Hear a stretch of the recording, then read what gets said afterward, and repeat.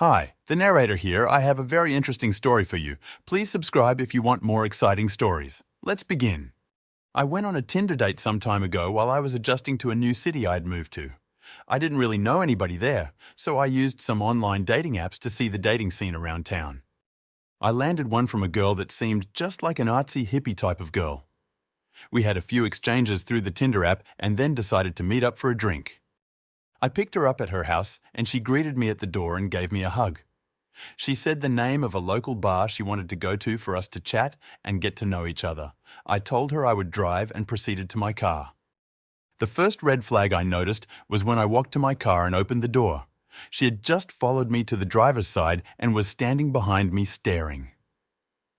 I looked at her blankly for about 15 seconds and asked her if she was going to get in. She said, "Sure, I would love to," and went the long way to the passenger side around the back of the car. Since I had just met the girl, I figured she had just maybe smoked some weed or something, as I had kind of got the vibe she was a bit of a stoner. As I was driving to the bar, she talked in a very low voice, almost as if she was trying to whisper. I am not hard of hearing or anything, but I had to ask her to repeat herself several times just so I could make out the full sentences she was saying. When we got to the bar, I made sure we got a seat closer to the back away from most people, just so I could have a little quiet in order to hear her. The conversations honestly carried on as normal from this point, and it was actually a fun time for the time being. We talked about different things we were interested in, and she did bring up. She did recreationally use weed and a few other tripping substances, like shrooms and such. I am not much of a fan of these, but it at least made me relax in the back of my mind to think maybe she was just high off marijuana, and that rationally explained some of the out-there behavior. Granted, I had a few drinks at this point, so I was honestly not thinking straight. I asked her if she wanted to go to my place after drinks, and she agreed. When we got to my place, we had a few more drinks. Then she started talking about her jewelry. This is where it gets weird. She told me her jewelry was her big secret, and it defined her. When I asked her why it was so important, she said, "I'm actually Anastasia, and I was never unalived in Russia. My jewelry is my link to my past." It was hard for me to take that serious at this point with how much I drank, so I kind of challenged that statement using the little bit I knew about history. At this point, she freaked out and started yelling at the top of her lungs about how I don't respect ancestors and history. Then she got quit and tiptoed right up to me and grabbed me by the neck. She then brought my face eye to eye with hers while still holding my neck.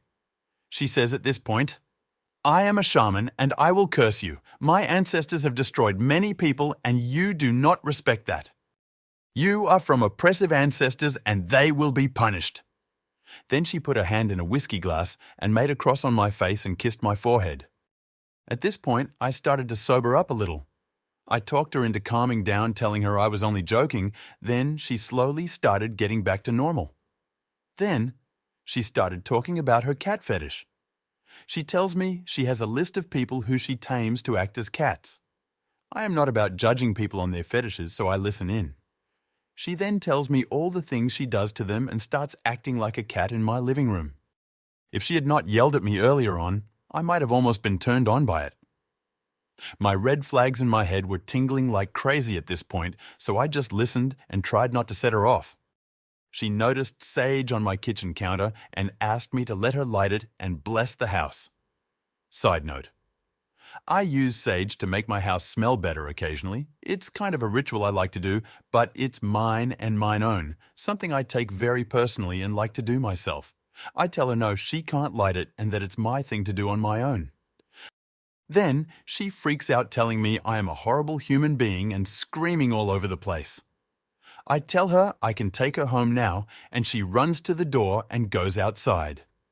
As I get outside, she is screaming at the top of her lungs that I'm a horrible person and I should go die.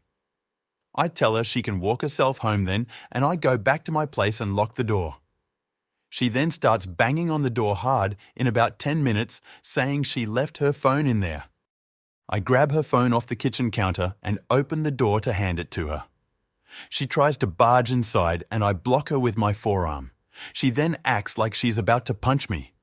I just hold my ground and tell her she is not coming in. She screams. She wanted the whiskey bottle we were drinking from. I told her, heck no, because I paid for the damn thing. I slam the door at that point and lock it. I hear her bang on the door for a minute. I then hear her footsteps going down the stairs. I waited about an hour and then went walking outside to see if she was still hanging around. I didn't see her, nor did I ever see her again after that. I know this is probably not the scariest encounter ever, but for the next few nights I was creeped out, always walking around the area I lived to make sure she wasn't hanging around. I honestly hope she is okay wherever she is, but I hope to never see her again. Wow, that was an interesting one. But all good things must come to an end, and we hope you've enjoyed riding along with us. Don't forget to like, subscribe, and hit that notification bell so you never miss our next adventure. Until then, stay curious and keep exploring.